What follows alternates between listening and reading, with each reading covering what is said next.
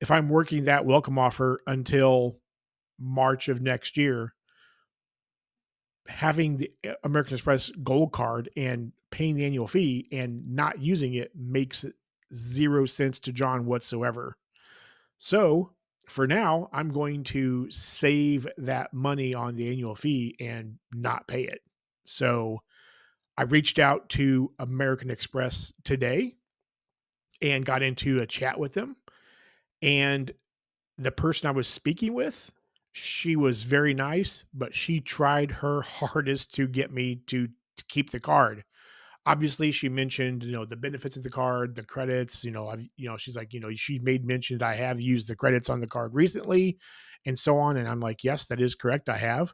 But told her, I said, as you can see on my account, besides the credits, I haven't been using the card that much.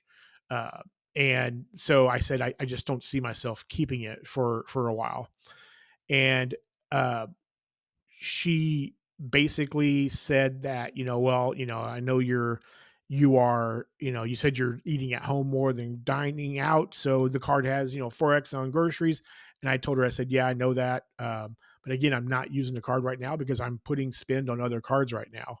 And so I'm just not using it. So, it's not going to give me any benefit and I don't really want to pay the annual fee right now. So without even me asking, she came up with 2 different, retention offers. I didn't even ask for a retention offer because I was intent on canceling the card. And as you can see here, the first one she threw up at me was to keep the card, to she would give me 20,000 MR points for spending, $2,000 over the next several months. Uh Then the next one she threw up, as you can see here, was, she said, instead of a MR point offer, what about if I give you a $200 statement credit?